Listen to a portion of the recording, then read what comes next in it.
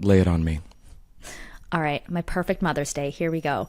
First, I'm woken up by that beautiful husky ASMR sound. This one right here? That one right there. Oh, okay, yeah.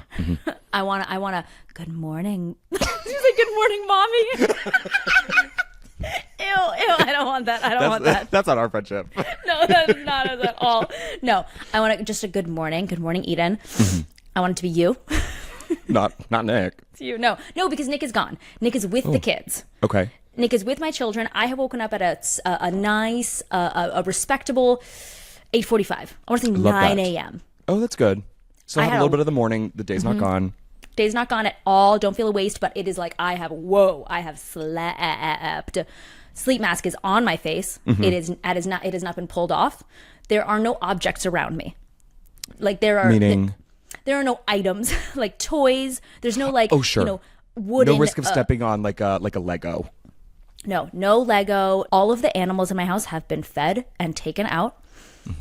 And my kids are away, but not they're away and happy, but not too happy.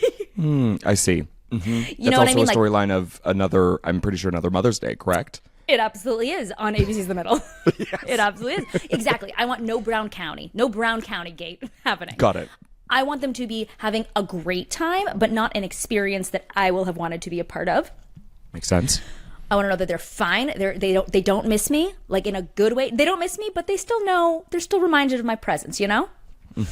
They're at the park. They're at a gymnastics. I'll even take a beach. That's fine. They can take a beach day because I don't like the beach. I really don't like the beach. I do my skin routine without no interruptions. No like one contact in, one contact out. Being like, mommy, I need to poop. Right.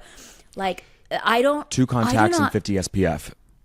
2 contacts slathered in 50 SPF, and I did not have to wash my hands again in the middle of it because I have touched 0 poopy butts. Right. It's what is it? I have a coffee. I have a latte ready for me from an espresso machine that has been fixed. And then I don't know I feel like I've spent about an hour has passed. And then you'll miss your kids and you're ready for them to come home. And then I'll miss them, but I want them to be fed. Like sure. They better be they are fed and they are still happy. They're not cranky. They have not. No one has any. And the only thing they want from me is like hugs. But that said, Brock, what are we recapping today? 122 Mother's Day, and Eden, just you and me today, honey. Just you and me. I'm so excited. So all that and so much more. So let's get to middling. Welcome to Middling with Eden and Brock, where Brock and I break down an episode of The Middle each week. Hi, my dear. I can't believe you don't. Okay, by the time this is airing, hopefully the strike will be over, but I cannot, because you and I are both big Starbucks heads. Oh, yes. There's the strike going on. I didn't know this. Wait, what happened? Yeah, it is not getting the PR that it needs. There's a strike happening at Starbucks, but it's not at every single Starbucks because the problem is it's the Starbucks union workers and not every worker and not every Starbucks location because it's this concept that it's a new union. It's only since 2021. Interesting. But I don't know about you. Was this instilled in you the same way it was instilled in me? Like my mom was a public school teacher for 42 years. Right. I will die before I cross a picket line. I mean, being a part of a union myself, I know the importance of it. You just know the experienced it in 2023. Absolutely. I literally, if I'm starving to death and the food store workers are on strike, that is how I go. I'm collapsing. I'm dying in front of. I will never, ever cross a picket line. I do not like my mom. If my mom taught me anything, it's like you don't with unions. However, I love Starbucks. Well, and also I have, me too, and Murphy, who's sitting right next to me, a pup cup. Okay, he didn't perk up because usually that gets him going. But we do love it, and he loves it. He goes nuts when we cross that intersection, and he sees the green mermaid, and he goes wild. Yes, it's super corporate. I hate that. I love it, but for whatever reason, I was under the impression that Starbucks was okay. They were one of the good-ish ones. For the most part, they've been a good company. comparatively to a lot of other big companies. That's true. So the Starbucks by my house is on strike. And again, I wouldn't even if like, let's just all support the workers. And I'm like, Starbucks, pay your people. Because I need my double espresso over ice with an extra splash of oat milk. Wow. Like, yes, you do. After that statement, you sure do. What is happening at Starbucks? I'm so mad at you. Well, hopefully this will be remedied sooner than later because we need coffee and the workers need money. It's a win-win. This has truly nothing to do with the middle or my life, really. But we were just talking about it beforehand. You were like something about Starbucks, and I was like, you can't go there right now. And I think everyone I got a history lesson. History lesson. I'm here to educate. Thank you. So Eden. Yes. We have some amazing Apple Podcast reviews that I think we should share. They're really nice. They're really sweet. Can we read them? Oh my God, of course. You were sitting on that the whole time. I was like, yes. Okay, so from Haley 2012 regarding our Neil interview, 5 stars. Thank you, Haley. Writing to tell you that the episode today was top notch. Brock, you were such a great commentator and interviewer. Thank you. As Eden and I said last week, Neil forced us to slow down. I credit Neil for that. I can't credit Neil for how amazing, how thoughtful of an interview you are, though. Wow. Thank you. I appreciate that. How thoughtful of an interviewer you are. Thank you. And thank you for slowing it down so I could hear it. No, but you know, my favorite things, I witnessed it with like Alex. I witnessed it with Neil. You guys going back and forth about like your feelings and stuff. I love also when you have a history with a guest more than I do, kind of sitting back and just watching the two of you vibrate. It's one of my favorite things to witness. Because when I see the rhythm click in with certain people, I just love watching you go. It's one of my favorite things from being a part of this podcast. Well, good. You are very necessary. Because one thing I will say about that Neil interview, I sometimes when I'm too comfortable with someone, like you need a little bit of a third party. Because like I would have just spent the whole hour talking to him about his feelings. In crisscross applesauce. Yeah, I saw that. Yeah. Yeah, I would have just continued to rail into him. So I needed someone to be like, we're still doing an interview. This is still all right. Let's save it for after. But it's nice. We have the combination. We have the questions, but then also people get a little sneak peek of what your relationship is actually like. Exactly. Okay, next one. We got Drum and J, 5 stars. I love this podcast so much. Eden, I hope your special becomes a reality. Oh my God, thank you, Drum and J. Me too. I know that it will. I hope everyone donated to my Kickstarter. Yes, and if they did, they are getting some very special prizes. Yes, very excited. All right, from FNL, 5 stars. Love the chemistry between them and the fun they are having. One of my favorite shows, and so excited for this rewatch. I love our chemistry too. God, I haven't read any of these. This is so nice. They're so sweet, try not right? to read. Yeah, they're so sweet. It's like you really try not to read reviews until they're good, and you're like, I'll take all of them, thanks. I'll take every single one. Yeah. It's about me and it's a compliment? Sure. Yes. Well, that's not toxic. I'll take that. That can't be bad, right? Just filtering out all the good things, and that's what I'm keeping. Exactly. All right. One from LRNM1. 5 stars. This podcast is so much fun to listen to. I live for their friendship on and off screen. Thanks, me too. And as far as rewatch podcasts go, this one is right up there at the top of how well organized it is and for how many fun guests and insights shared. Again, that is all Barack. I don't think so. Our guests. Also, what I'm really excited for, because you just sent me the scripts, right, from the through the end of season 1, and we're gonna start. I think it's so fun. I was watching and reading along at the same time. I love seeing what made the cut, what didn't make the cut, what was changed. So we're getting all of that, and we're gonna be adding to our little fun behind the scenes stories, because it's nice to have our anecdotes and kind of our analysis of stuff. But for scenes we're not in, with like, I don't know, Frankie and Mike in a bedroom scene, we don't really have that much insight to share. So we're just digging a little deeper into those things where Eden and I aren't personally a part of, to try and bring as much insight as possible, because I know you guys love it. Yeah, we stumbled upon something, I think, last week where I was like, wait, I want to check something in the original script. And then we were like, wait, this is so interesting. Yeah, it's so good. We should do this more. I'm excited to incorporate it. It's going to be a lot of fun. Yeah. Okay, Eden, just a little bit of housekeeping before we get on with the rest of the episode. Yeah. So we mentioned this a little bit last week, but after season 1, so after Average Rules 124, that's coming in a couple weeks, we're taking just the quickest sabbatical, 1 month off. And if you're a part of Patreon, no worries. We're going to pause your billing cycle and it'll pick back up automatically, and we'll see you in 4 weeks after. But just letting you know, that's what's happening. Eden and I are taking a little bit of a step away. She's going to go work. We're going to retool a couple things, and we're going to come back better than ever 4 weeks later after the drop of 124.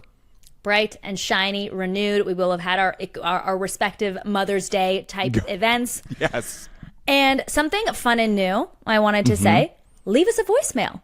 Yes. Huh? Oh, very yes. cool. This is going to be very fun. Go to the link in our bio on Instagram at @middlingpod and leave us a little voice mem. Ask some questions. Tell us what the middle means to you. Tell us anything you want. You could just hear it on the podcast. Yes, you could. So we're really excited to add that feature. I think the limit's 90 seconds, so we're keeping you brief, honey. Something that Eden and I could afford to... some advice we could take, but we're forcing your hand and being brief. I think the limit is 90 seconds, but so excited to launch that new feature. Eden, let's do some middle minutes.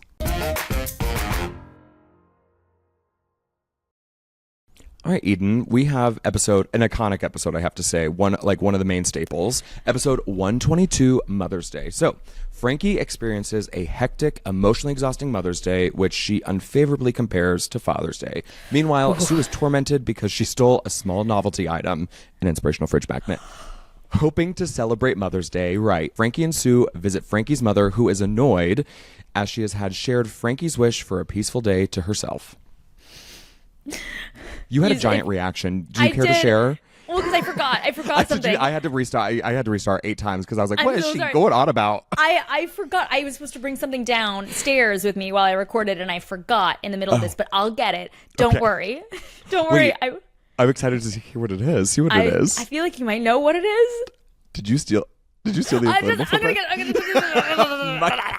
I'm gonna get it. Okay. I'll get it after. I'll get it right after this is done. I'm like, this flannel is so thick all of a sudden. I'm burning up now. It reminded me. I'm gonna text my husband. I'm gonna text Nick and see if he'll just put it outside the door for me, so that I don't have to go back inside, so my kids don't see me. Speaking of Mother's Day, they're gonna freak out if they see me though. Okay, so back to the episode. Yeah. This one was written by the fantastic Jana and Mitch Hunter, because of course it was, and directed by Barnett Kalman. Ooh, guest cast, small but mighty, I have to say. Marcia Mason, Academy Award winner, by the way. Pat Spence, Chris Kattan as Bob, and Hillary Pingle as a one-liner waitress, but honey, she shined. She did. She did. She did. She June squibbed it. She sure did. All right, Mother's Day. Season 1 aired Wednesday, May 5th, 2010 at 8:37:30 Central. I wonder if I'm sure that was close-ish to Mother's Day. It has to be.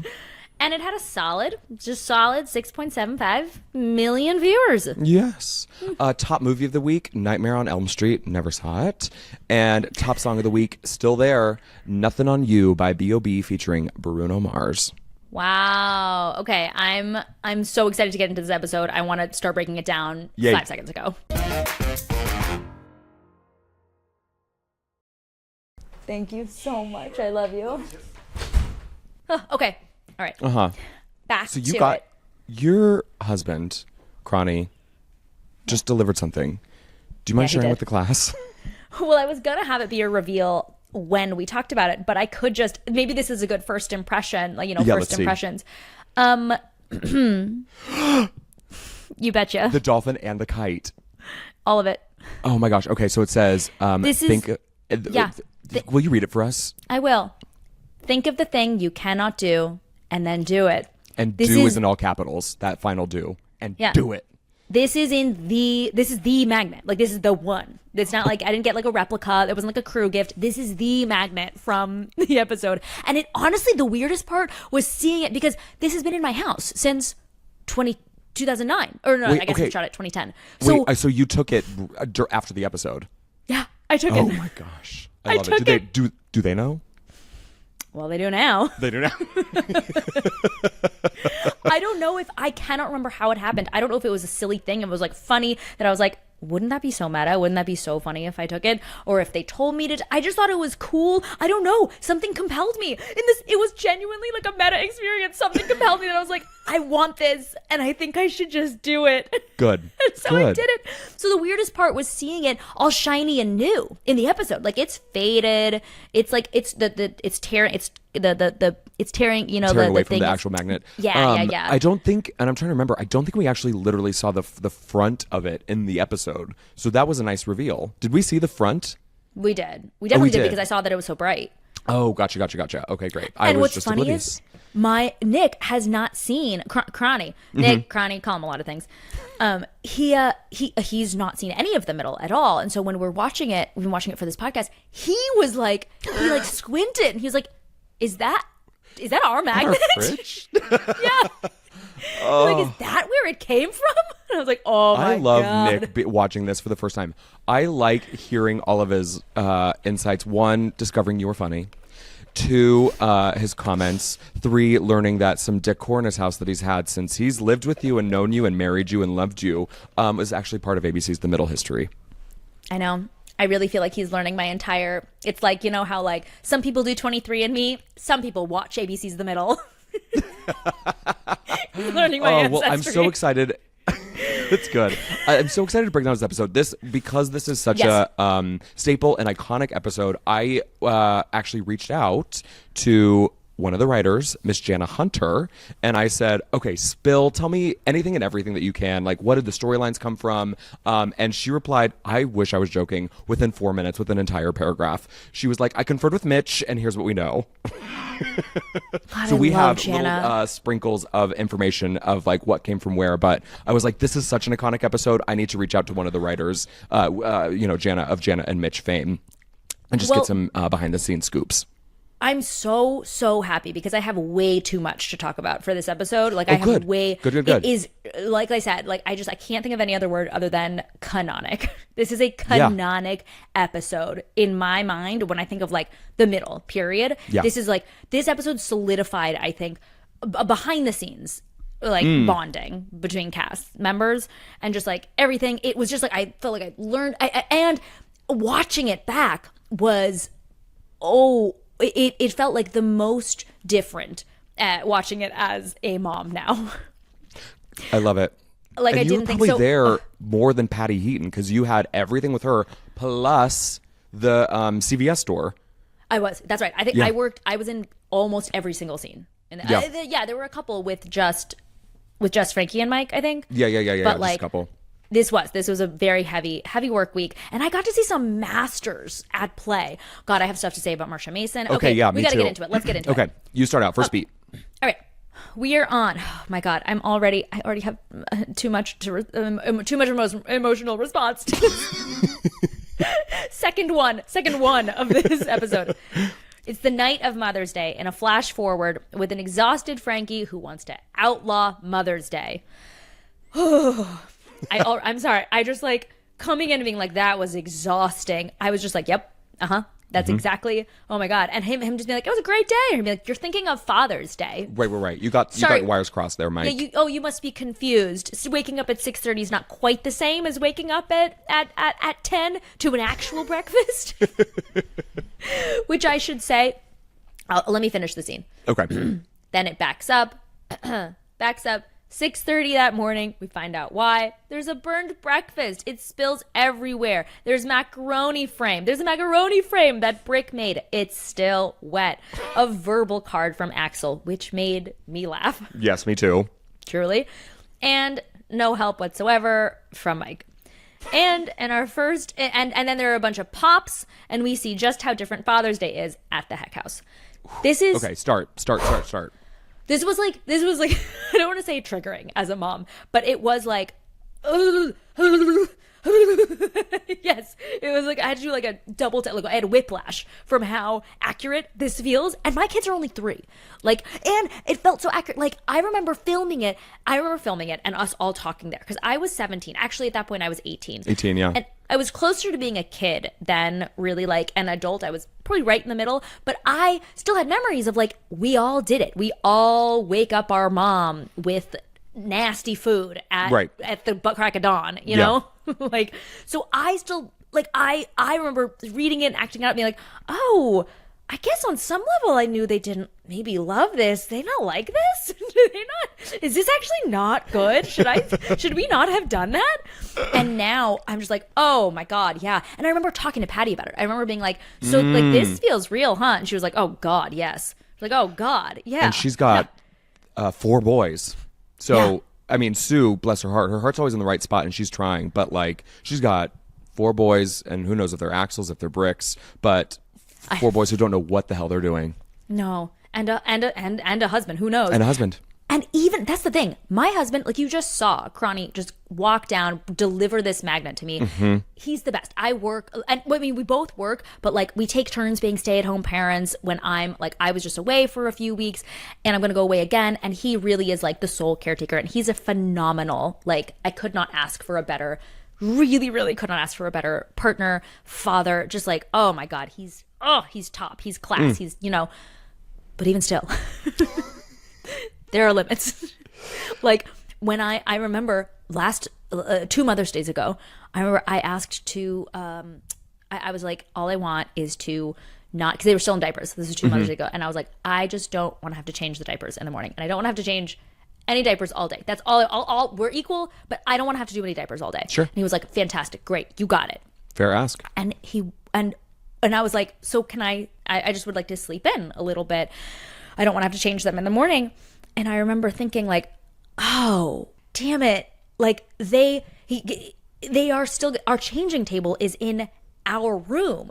And so even if he changes them, he's going to bring them in at 7 or whatever. And they're going to see me. And then the morning's over. Cut to, it's like 8:30. And I can't sleep in because I'm like, well, I hear the crying. Okay, it's going to happen now. Like they're going to walk in. And then they just like didn't. And I didn't like feel Nick next to me. And I was like, what's happening? Like all their clothes are in here too. Like, did they just stop crying? And then finally I'm like in bed. I'm antsy. I'm like anxious because I'm like, what is happening? I absolutely did not sleep in. Exactly. Did not sleep in. Didn't get the morning that I had wanted. And I'm like, so I come out of bed and I'm like, how are they already dressed? How did you? And he was like, oh no, I thought ahead. I took the diapers out. I did it in their room. I like took it, whatever it was. This is not clear, but he thought ahead and he took it into their room, but he didn't tell me. That. He did not tell me that, but he didn't tell me that that's what he was going to do. If he had told me like, don't worry, like I got it covered. Oh, so we've gone to being Nick is sweet to now blaming him because he messed up your no. This is what I'm saying. That even the best of intentions and the best of plans, I was like, well, I didn't know that, and so I was expecting them to come in, and so I was awake anyway. He was like, oh, well, I was like, because we had discussed. I thought. I don't know. It was just a miscommunication that, like, again, I don't blame him. I'm not like, that lousy, wretched, blah. But it was just like, I didn't win. Couldn't win. Still couldn't win. Him doing all of that prep the night before, we do that in our house too. We call it setting ourselves up for success. And that's usually if we have like a late dinner at 8 p.m. We know we're going to be home by 9:30. We put our PJs on our bed, fold back the sheets, have our water all filled up so that all we have to do is brush our teeth and crawl into bed. So it's kind of the same thing, setting ourselves up for success. But we just minus the twins. Yeah, minus the other humans. Minus because the tiny God humans. Forbid we have to take an additional 15 minutes to do our nighttime routine, and we try to expedite it as much as possible. So, God forbid. I don't like having to take more than I have an extensive nighttime routine. I'm going to take that. That's a Brockism. Perfect. Oh, good. Setting up for success. I like it. Okay, so wait. So walk me through this. Okay, first and foremost, I want to say things, and then I want you to respond because you were there. This scene, first and foremost, I knew this without even looking at the page, is a long scene. And while there's not necessarily, quote unquote, a lot of movement, it's stationary at the bed, there's a lot of choreography in terms of the syrup falling on her. I assume there's a wardrobe change or they're just like adding, and they have to change clean shirts into new into spilled shirts, and then Axel flopping and you also crawling in. It's a lot happening in that tiny space for a very long scene. Please walk me through that day. It was so long. The day was so long. We were in that bedroom. I think that's why we all bonded, because we all got a little bit of cabin fever, because it wasn't even like we were on set all day. We were just not even just in that room all day. We were just on the bed. We were stuck on the bed pretty much all day. And it was like one of those things where it was more work to get up and reset. Like, we only had 15 minutes, let's say, in between a setup. And it was, so it wasn't worth it to like get up, go to our chair. It wasn't really much of a break. It was like 2 minutes, because then it would take a solid 7 minutes just to reset exactly where we are, make sure the blanket is exactly where it was supposed to be, whatever. Which can't all happen until you're there anyway, right? They can't like preset the blanket until you're in there, and then they have to reshush it. Yeah. And we like, it's just so it was we all just stayed there. We were just staying in bed with each other. We just stayed in bed and we just talked. But Patty is such a pro. I remember she somehow figured out a way to do the stunt, the maple syrup stunt, without having to reset every time. She like leaned into it in such a way, like I can't even describe. I just remember watching her with the director work it out, so that she was like, well, what if I just angle myself this way, and like it'll be funnier if I'm like, oh, it's like really up against it's really up against my chest, something like that, where you don't see it, so you don't have to match it the same every single time. God, it's too early. You woke me up in the middle of my REM. Very dangerous time to wake someone up. Could have killed me.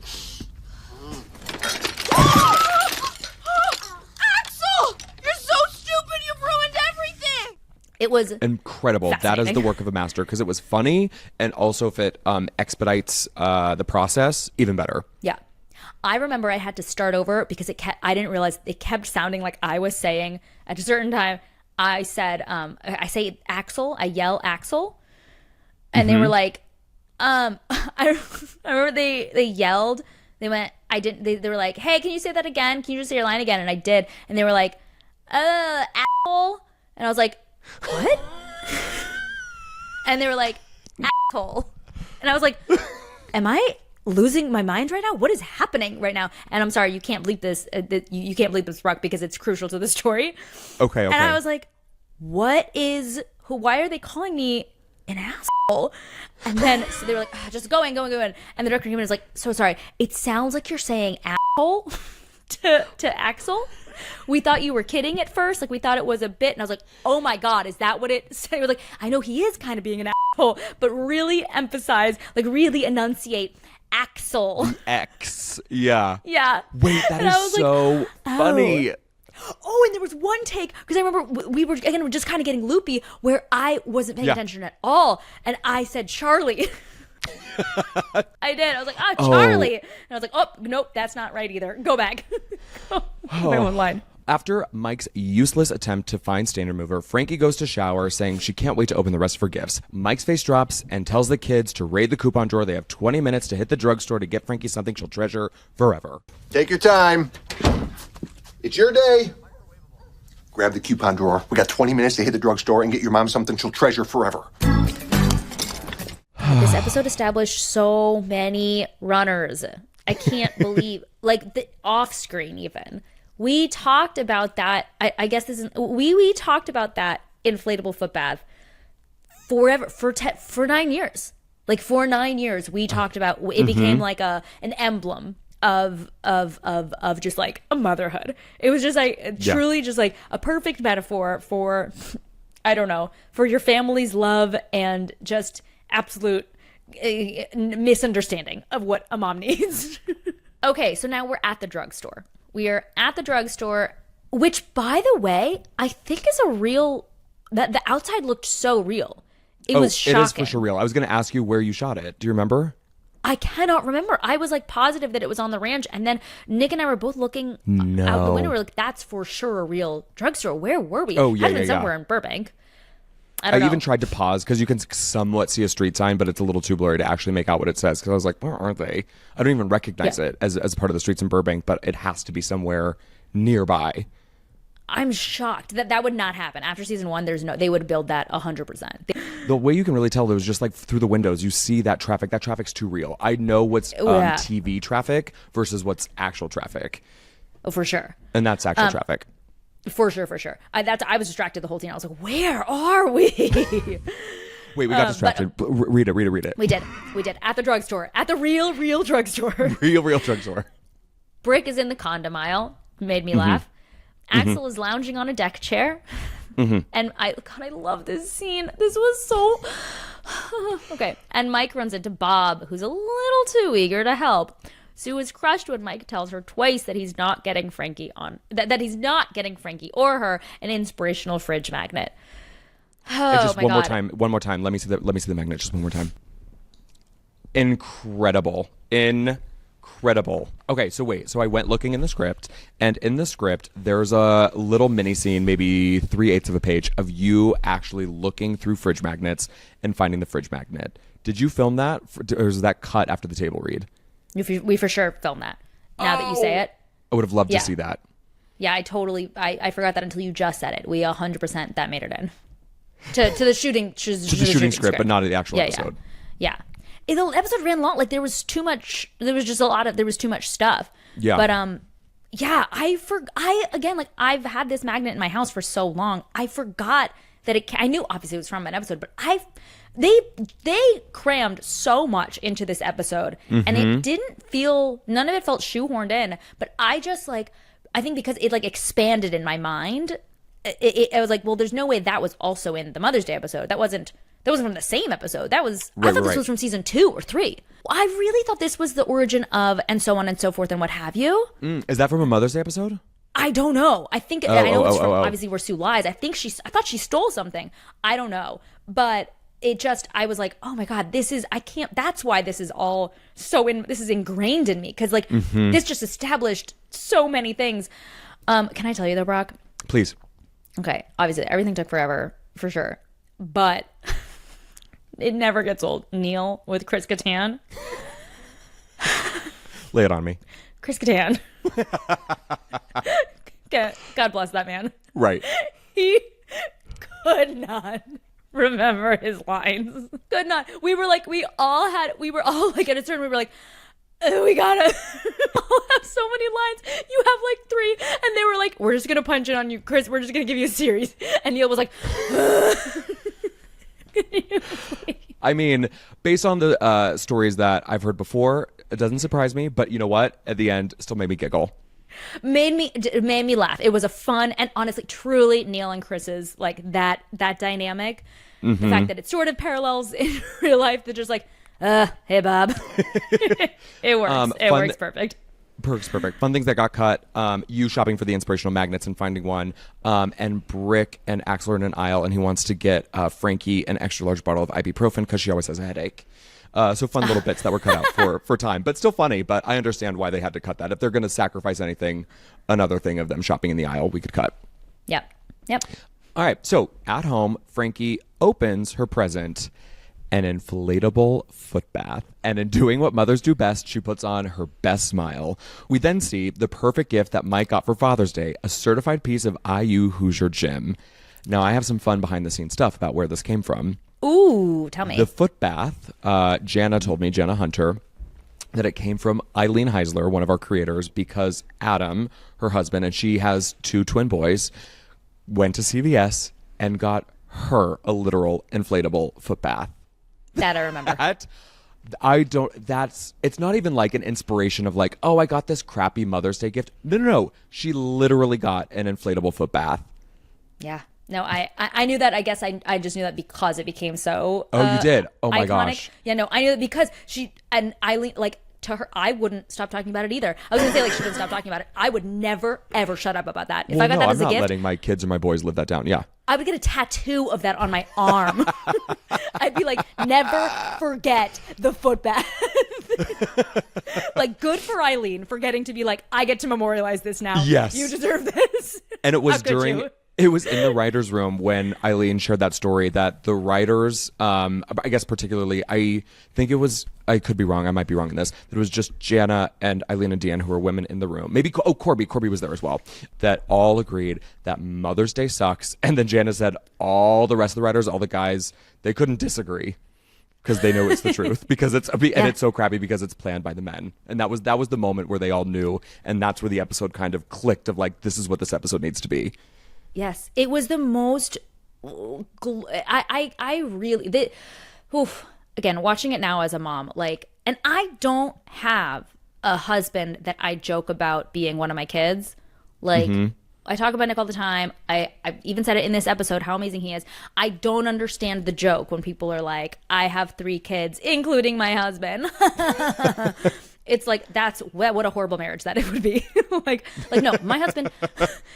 Nick is 100%. He is an adult. He is an equal partner. He makes our lives better. 100. Like what? Yes. He is a grown up. And yeah, and still, it is just. I don't know how to. There's kind of not a way to quantify like what you need as a mom. Like I always. I guess it's not from this episode. Let's be honest. At the end of the day, he's still a man. Like he is. He's still.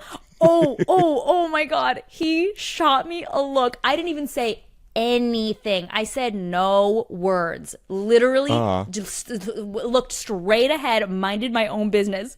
But in the last scene where she's like, "Did you move stuff around with the stain remover?" I literally didn't react. Did nothing with my head, nothing with my voice. And he turns to me and goes, "What?"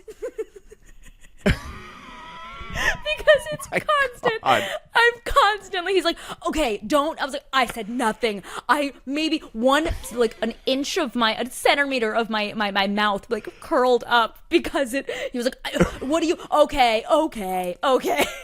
That man he could not find a jar of mustard to save his life. Like, well, did he move stuff around? Probably not. Probably not. But now it's a thing in our house where he won't. Now he as a source, on principle, he will never ask me if he can't find something. He just won't find it. I had a roommate. I had a roommate in college, and she would say, "Look with your eyes, not your voice." That's good. Oh, incredible! Hold on. I have sorry, I just want one. This is a tangent, but I do want to know. Do you, as a gay man, have a heart? Like, is this a genetic thing? Can you find things? Period. Yeah, because we keep things organized, and I don't like a lot of stuff, so there's not much to be found. You go in our pantry, there's not multiple condiments. It's a ranch dressing and a ketchup, and that's about it. So there's not a lot of stuff to sort through. Those moments sometimes where Cameron is like, "Where's my set of car keys?" and he left it in his car, or like, "Where's my wallet?" So Cameron sometimes has those moments. I am a little bit better.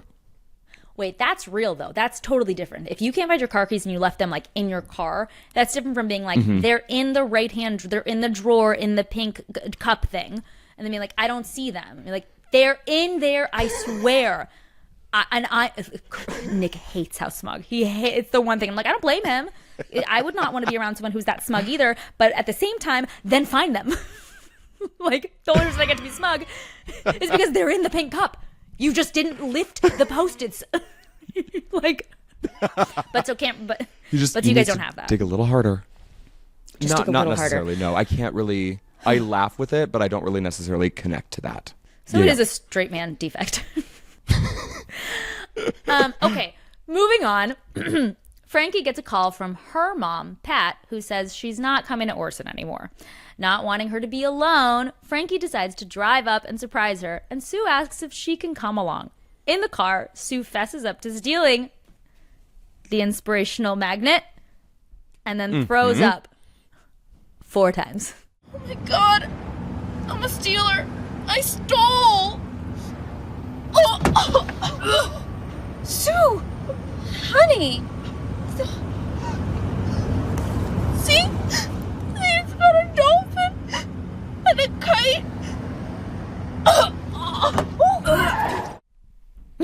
That was it was so lovely being in the car with Patty.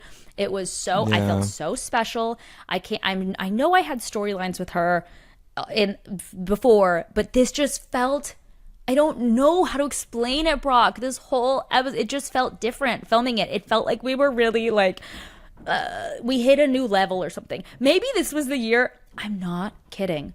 I think Patty recommended my gynecologist to me. Oh, was that around this time? Yeah, and I'm pretty sure in season 1, because Patty's she just can't stop. She cannot stop helping. And I was talking about how I need a doctor, I need a whatever. And she was like, oh my God, well, you need mine then. And she just wrote down, her doctor and was like, here, go here, call, say you recommend, go. And she's literally my OB now. She delivered my children. Well, amazing. It's nice because she has you and she has 4 boys. So she needs to pass that knowledge on to someone. 100%. Exactly. I think this was one of the episodes where it was a little, we fit the I am a pretty young, I'm a young girl. She has no daughters in real life. And we get to have this she doesn't actually have to be she's not my mom. She's not my real mom. She didn't have to do the 18 years of heavy lifting. She did that on her own with her own children. And now she just gets kind of the fun parts of having an adult child, Yeah. Oh, I love hearing that. I love hearing that. Pretty sure it was in that car ride that I was like, I need a gynecologist. And she was like, let me help you, my dear. So it just felt different. Oh, that's so good. Okay, so when Frankie and Sue arrive, they find Pat Spence, Academy Award winner Marcia Mason, thank you very much, dancing, drinking white zin, and frosting her hair. After giving Pat a food dehydrator, Pat leads Sue to the candy drawer to alleviate her guilt about a stolen fridge magnet. Okay, a little thing from Jana Hunter, which I think in the depths of my mind knew about the footbath. I did not know this. So Pat is based on Deanne's real life mom, who unfortunately just recently passed. But everything is based off of Deanne's mom. So everything from the candy drawer to frosting the hair through the cap to the boxed wine, everything is Deanne's mother. And a little bit of this episode feels like a love letter to Deanne's mom because it's honestly, so specific and so Midwestern. Yeah. It feels like a love letter a little bit to Deanne. Remember when we were talking to Eileen and Deanne and we were like, who is Frankie? And they were joking about okay, Frankie's Eileen. Yeah, Frankie. Okay, right. What do you want me to say, Frankie? But there's this, the element of Frankie that's always wanting to do something, or wanting to do the that's Deanne. And I feel like the whole Hoosier thing, the Hoosier gym thing, and I went and I drove 3 hours in the snowstorm and I did it and I got you this really, really special thing. And I'm so happy that I could do this one thing for you. That feels very Deanne. Mm-hmm. Yep. So I think even though I don't want my mom to be alone on Mother's Day, so I'm gonna drive over there. Let's do this. It's just the wanting. Let's do the right thing. That felt very Deanne also.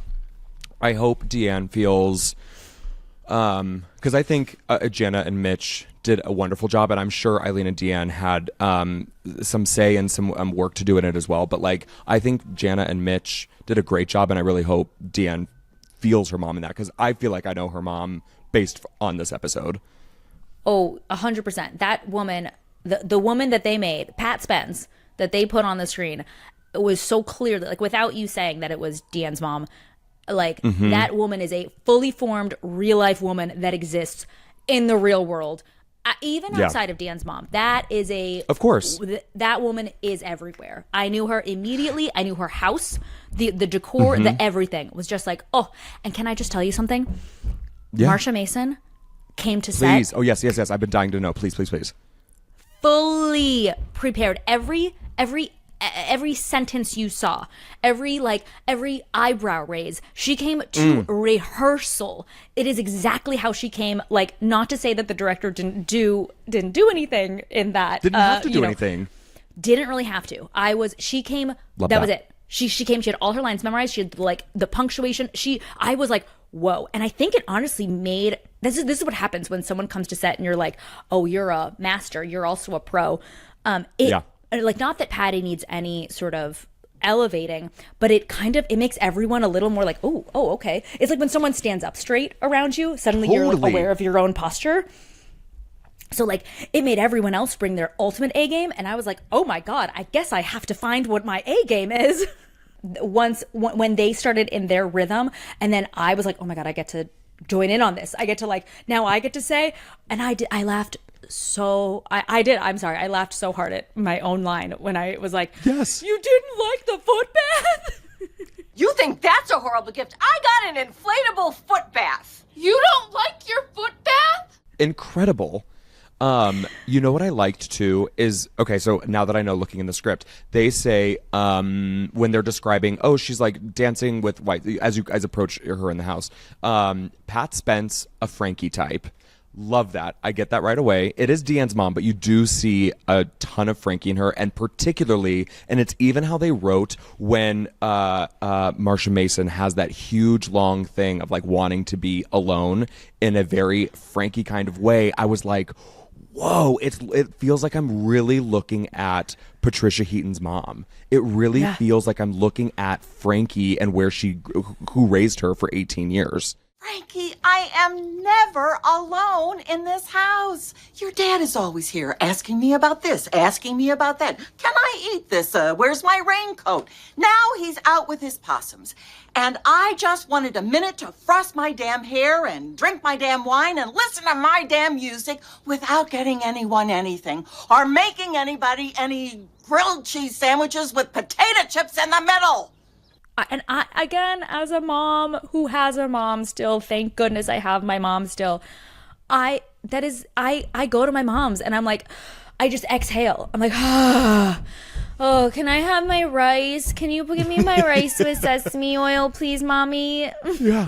Here are my children. Bye. I'm here now, and I feel the exact same way. Yeah. Mom's like, what do you want? What should I get you? Iced coffee? What can I get you at the grocery store? You want a snack?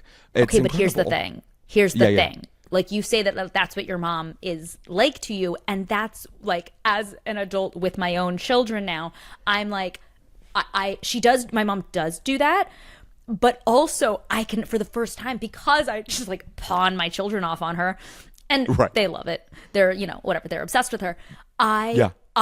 There are little glimpses of, for the first time, literally just in the last like year and a half, I'm like, Mom, like, I never thought, I was like, well, no, my mom likes it. My mom likes serving me. My mom likes doing stuff for me. And I like asked her for something where I was like, wait, do you have the Amy's lentil soup? Like, you don't have any of the Amy's that I like. You just have the off-brand stuff. And I remember seeing her be like, I'm like, well, okay, do you want me to get it? Do you want me to go to the store right now and get you the new and I remember being like, oh my God, do you not like serving me? Do you not like being my servant? Okay. I do not like being my mom anymore. Like doing all the mom things. And like, I get it. I get it. And just before we move on, you said that, there's a lot of those Pat Spences out there, even though it's Dan's mom. I pulled my hair through a frosting cap and I had frosted highlights when I was in middle school. So we all have they came across like very 2002 Kelly Clarkson streaks, if you know what I mean. But they were killed. My follicles were killed because they were bleached so hard. But I had frosted tips. I really, really, really, really, really, really, really want to see. Eventually, you're gonna have to get a picture of this. Oh yeah, and you're at home. Pre-braces, teeth that are a mess. Martha Donna's made a lot of money off of us. And then, wait, can I? Me too. This is such a tiny little thing. Question: do you know? As I was watching this, does the middle pay People Magazine, or does People Magazine pay Warner Brothers? I think to use the magazine. I think that they are I think they're owned by the same corporation. Oh. I just can't imagine. I don't know why they would, like, why wasn't it Us Weekly or I don't know what any others, but like I'm pretty sure. I bet if we go deep enough, Warner Brothers owns People Magazine. Oh my gosh. Okay, good to know. Because I was like, what? I was looking at that. I was like, who pays who in that instance? And I had no clue. Is it advertising, or are you licensing the usage of People Magazine? Yeah, I'm going to have to look it up. But like, it's the same way that we talk very freely about Dancing with the Stars because we're on ABC. Totally. Or The Bachelor. So I think there's a parent company involved somewhere in there. Okay, good to know. Yeah. Good question, though. That was, again, iconic magazine. That stayed on. That magazine was in the Heck House for 9 years. But also though too, like, I mean, people to me, people is not us. I understand Frankie reads people, she doesn't read us. I get that. So like the specificity of it, there's same but different, but Frankie reads people. She doesn't read us. I get that from a character perspective. Sure. I'll take it. Okay. You don't believe it. You're not as passionate about it as I am, but I believe it. I don't get it. but I like that you get it. I believe that you get it. Thank you.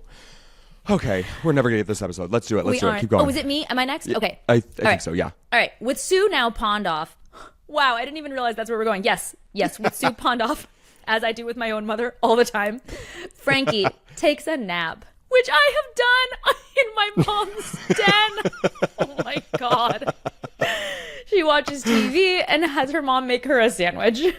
But Pat reaches her boiling point. Pat argues with Frankie about wanting to be alone and her crappy gift. Then Frankie argues with Sue about wanting to be alone and her crappy gift. And ultimately, all three of them cry on the couch as they devour the candy drawer. So real. And so real. So that scene was hard. That scene was comedy blocking, I have to say.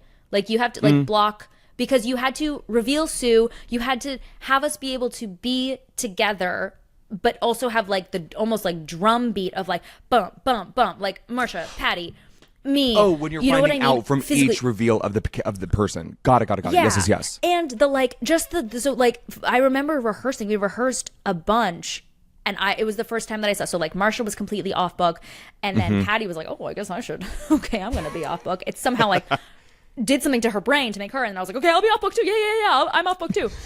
I mean, I had not the meat of the scenes was easy for me to be off book, but like. So having it be like figuring out the beats of with her being like, "Oh, Frankie, it's ridiculous," and her being like, "Well, I got an inflatable foot bath," and then or whatever, and then me coming in with the punchline of "You don't like your inflatable foot bath," but then the extra punchline of it has to mirror almost exactly like Sue. It's ridiculous.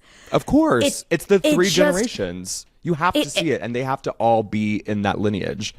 So I think like I remember like we really worked up to, by the time we were shooting, there was nothing we had done it. We worked it out. And it was just like, it was the first time I feel like we all had input. Like I remember Patty really, I don't even want to say stood her ground, because it's not like she had to fight on anything, but like maybe because we all were mothers. I was not a mother, but like we all either were or had mothers. We actually had opinions on this one. And it felt, I don't know, it felt real. And yeah, that scene was so, I don't know, it was so resonant. Yeah. So resonant. But understanding though, like, even though Marcia and Patty have the bulk of the lines, sometimes do you find this when you just have lines scattered throughout, sometimes that's even harder to memorize, because you like have to know the other people's lines so well to know when you're coming up and how to like not just make it look like, oh, it's my turn to speak. 100%. You know what I mean? Yeah, sometimes it's even harder when you don't have as many lines.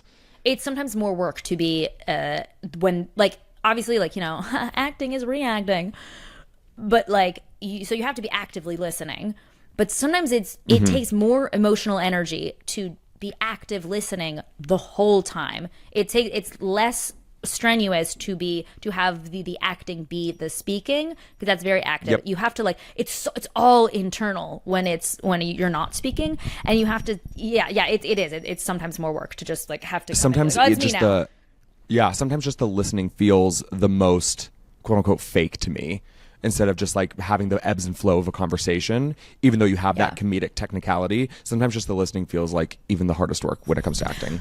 Okay, wait, sorry. This is the last thing about Marcia Mason in this scene. Please, yeah. From an acting perspective, this was the first time that I saw, and this is why I think like, oh wow, we all sort of just brought it.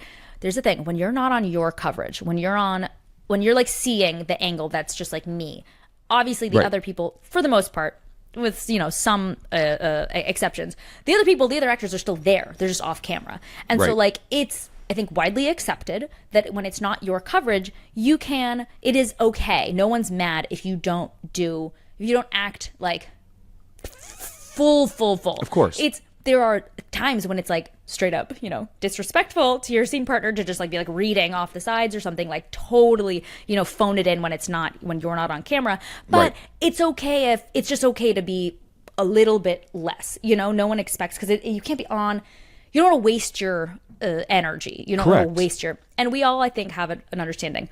Marcia Mason, absolutely not. Whether she was on camera, whether it was a shoulder, whether it was clean of her, she gave the same 100%. And I was like, oh, okay, this is. Oh my God. And we all did it. So I think that's why the scene ended up being better, because we were all in it 100% of the time. Oh, that's so good too. Especially because a scene like that, it's 2 pages and there's levels to it, but everyone's at 100. Do you know what I mean? So obviously you're dipping down and you're finding your ebbs and flows, but like the energy of the scene is at 100. So I understand that. And gosh, that's so sweet. I love hearing about that. And you know what I like about it too, is that I think there are people in this industry, as they get older, maybe they don't have the stamina, they don't care as much. She has an Academy Award. I'm going to go do, some primetime, ABC, whatever. No. She's like, no, I'm gonna take this job very seriously. And I think that's very commendable and respectable and not as common, especially as people get more famous and older. Yeah, 100%. Oh. Also from a casting perspective, I asked who Marcia Mason, whose idea that was. Eileen.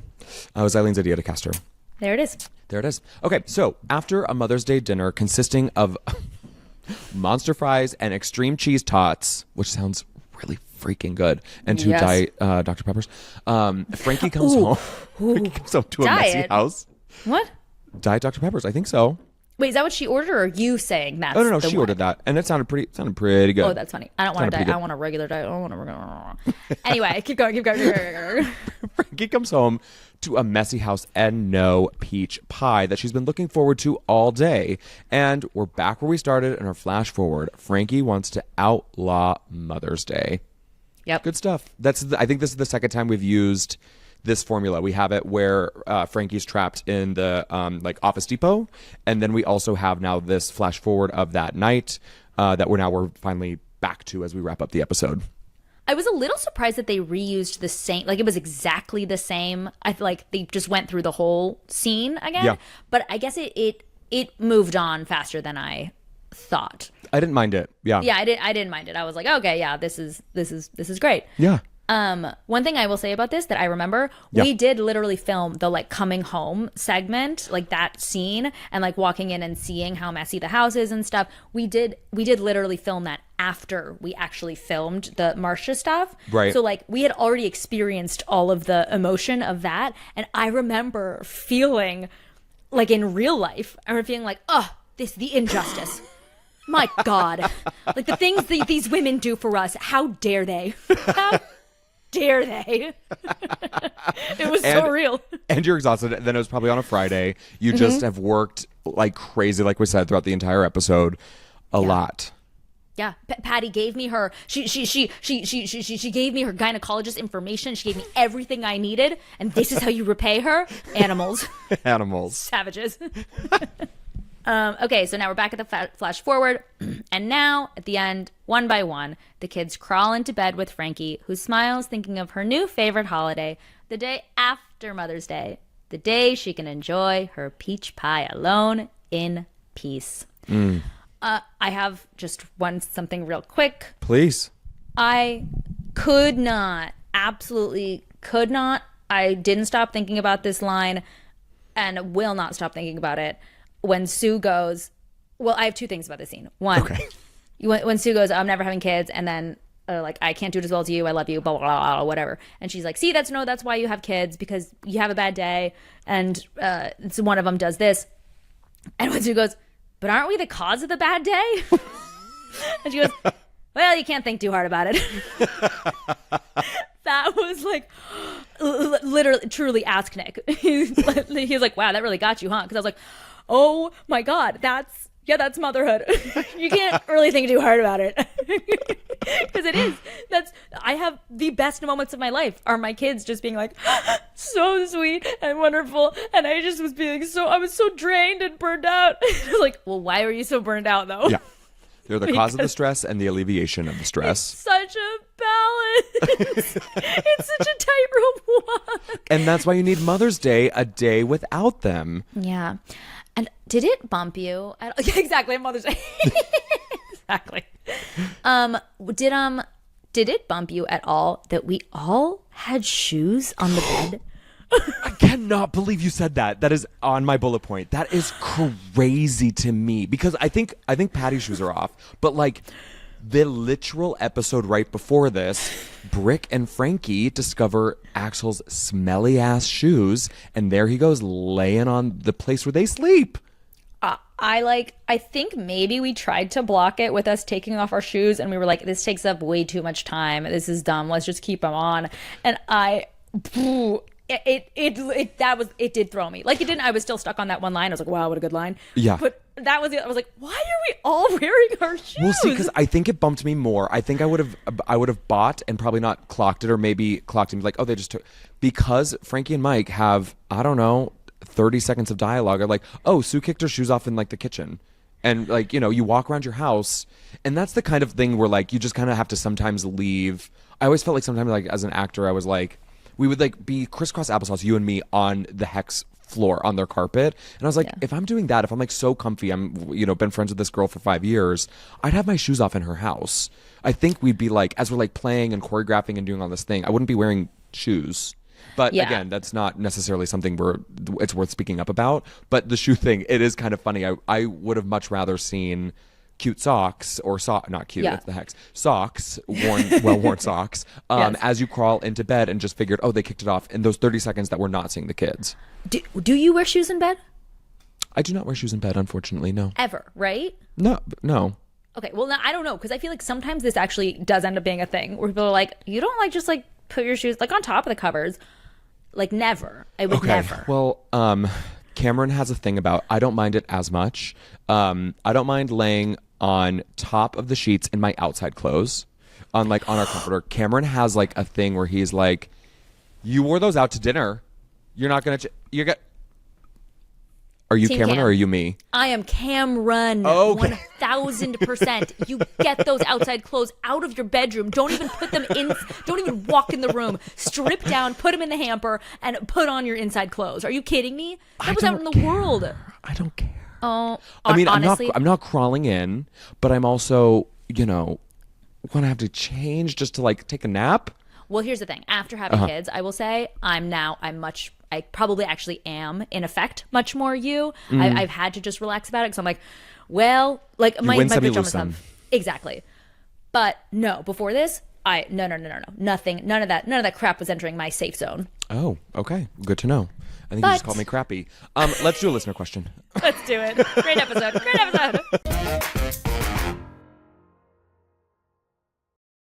Okay, Eden, for our listener question today, this came from TikTok, from someone whose handle I cannot understand. So, Madalici. Madalici. Like lychee. Like, probably her name is Madeline, but lychee, like the fruit. Oh, okay, yes. I love a lychee in a cocktail. This is why you need me. Okay. How, quote, out of order do you film the scenes? Do you just film multiple scenes at the same time that are in the same room? Fantastic question. Yeah, great question. The answer is, it's not necessarily where things are filmed, with an asterisk, I'll say that, right? It's more based on the actor's schedule. So... I don't know that I would agree with that sentiment. Or that statement. Okay. Well, heck. Let's hear it. Sorry. No. I don't want to cut you off. I want you to... No. Please. Me cutting your ass off 8,000 times in this episode. Are you kidding?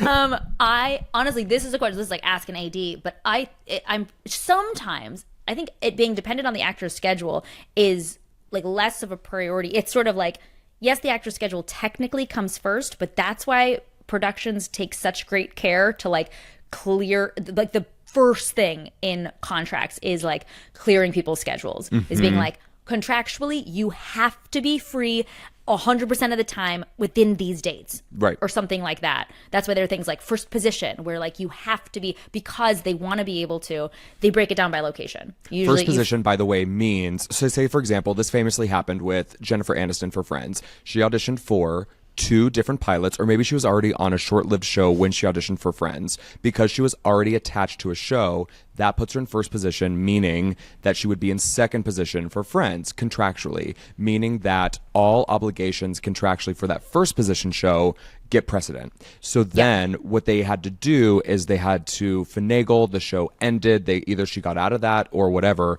to become available for first position. So when you're first position, everything takes priority for that show. Yeah. Yes. And they do that because it is so important. We film it, the scenes are filmed completely out of order. It is 100% by location, because you only want to be in one location for like, you want to consolidate. You want to be like, okay, everything we're filming in the Heck House. I mean, it's a little different when you're on a sitcom and everything takes place in kind of the same locations. You can switch from the school set to the Heck House. But like, for instance, in the like the movie that I was just filming, it took place in 2 different locations, right? Like like really, really, really far away from each other, right? Like miles and miles and miles and miles and miles away from a different country. So we, it's like you shoot out one. You shoot out every single scene in there because you don't want to have to go back to that second, miles and miles away. It's more so when, absolutely. And like when you're in a controlled space, I'll say, like the Heck House, like it's not a matter of a lot of times like, okay, let's do every single bedroom scene possible. It's like, well, let's do that first long one. Atticus has to leave, so then let's do the only stuff with Frankie and Mike. So that it's more dependent on that when you're in that contained space. But if you're like renting out a shopping mall, if you're renting out that CVS knockoff that you guys went to, of course, location, that costs money. Or like the whole production of like moving over to the facade, the exteriors of the Heck House, which is on the other end of the Warner Brothers Ranch. That comes into factor, but like a lot of times the Heck House, because everything is so close, that you have a little bit of flexibility with, right? Am I right in that? 100%. But even within that micro set, it is like if we have a scene in Sue's room and then we have a scene in the dining room, we're not filming a scene in Sue's room, going to the dining room and coming back. We're filming everything in Sue's room, shooting it out, and then going to the dining room. There's a whole team dedicated to this kind of stuff, that like the logistics, the scheduling, the production. It's an insane job. Because it's a math equation. It's a math equation because sometimes they're still like, it has to kind of be flexible and stuff. And so whenever, for example, if I only know I'm probably only shooting 1 or 2 days for an episode, that week before during the table read, I'd go up to an AD and I'd say, I know you can't tell me officially, and I know you're like not even allowed to like tell me the preliminary. When am I working? And Jeff, who we talked about, we want to get on, would be like, well, okay, well, let me look. He goes, Thursday and Friday, but like you cannot be mad and you have to be available Monday if we call you Monday. And I said, don't worry, I'll be available. I just have to know if I have to get on my math test or not. But Matt Alici, great question. Thank you for asking. Thank you for listening. We appreciate you, honey. And leave us a voicemail too, and let us know how to pronounce your handle now that that's available. So that is all we have for you this week. I'm so happy it was just us. I loved every second of this, Brock. Me too. We will see everyone next week for episode 123, Signals, which is the premiere of Brock. Whose premiere is this?